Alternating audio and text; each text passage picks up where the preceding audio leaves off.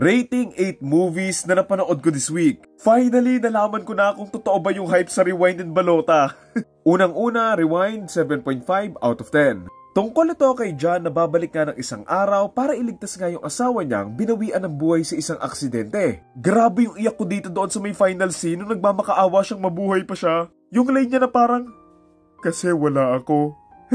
Ang nakakalungkot kasi doon, mangyayari lang yung lahat ng achievements ng pamilya niya kung mawawala siya. So parang kailangan niya lang talagang tanggapin yun. Ganda ng acting dito ni Ding Dong, grabe. Next, The Roundup 7 out of 10. Susundan natin dito ang isang detective na pupunta nga sa may Vietnam para humanap sa isang mamamatay tao na nagnanakaw sa mga turista. Pinanood ko to kasi una kong napanood yung The Roundup 3 and hindi ko alam na trilogy pala to. Grabe yung mga suntukan dito lalo na kapag si Don Lee or si Madong Sok kasi nga yung suntok niya tumatagos eh. Next, Under Paris 7.5 out of 10. Finally, a shark movie na nanalo din yung mga pateng. Woo! There's something satisfying lang doon sa nanalo yung mga kalaban para ka nanood ng mga fictional serial na nanalo nga sila sa may dulo.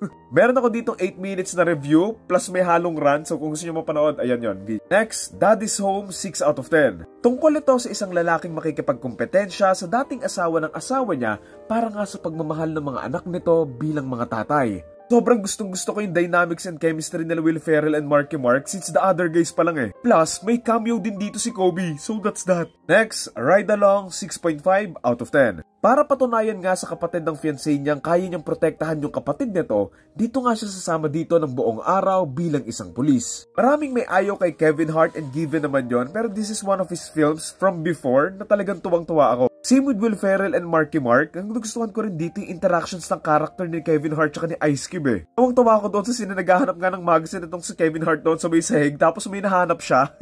Lalo na sa may shot na to, tuwang-tuwa ako dito. Sa sobrang gulat niya, nag-break siya ng fourth wall. Next, Balota 8 out of 10. Kung hindi pa ito marirelease online, hindi ko pa ito mapapanood eh. Ang konti kasi ng sinihan na pinalabas to eh. Bagay na bagay talaga kay Marion yung mga ganitong role eh. Kasi I think it suits her natural personality more. So sana makita pa natin siya sa mga ganitong type of films. Tungkol ito sa isang teacher na poprotektahan nga yung isang balota nang subukan nga itong nakawin ng mga taong konektado sa mga politiko. Alam mo, this film perfectly sum up kung anong klaseng politika meron tayo sa Pilipinas eh, na nakakatawa, na nakakalungkot, and nakakagalit at the same time. Next, Get Hard 6 out of 10. Tungkol ito sa isang mayamang lalaki na si James King na magpapaturo nga kay Darnell kung paano makasurvive sa loob ng kulungan matapos nga siyang makasuhan at malapit ng makulong. Ang problema nga lang sa usapan nila, eto pa lang si Darnell, hindi pa siya nakukulong kaya nga dito na lang siya maggagawa-gawa ng mga bagay-bagay para nga lang makasurvive itong si James sa kulungan. Grabe yung itsura ko dito, lalo na doon sa running joke nila doon sa may pinapasok ka sa may puwet.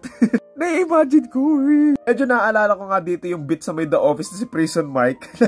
Basta magigets siya ko bakit. Okay, pinaka-last, The Roundup No Way Out 5.5 out of 10. Ilang years after yung part 1, susundan nga natin ulit si Masokdo sa paglutas nga niya ng isang krimen tungkol nga sa pinagbabawal na gamot at grupo nga ng mga sindikato at mga pulis. Dahil napanood ko na lahat maliban doon sa The Outlaws, I would say na itong part 2 yung the weakest one sa may franchise. Great concept for a film pero umabot na kasi to the point na parang there's too much happening na gumugulo na lang nga yung story. So ayun lang, nakawalong movie lang ako this week. So alin dito yung napanood nyo na, alin dito yung gusto nyo panoorin. Comment nyo na lang. Thank you.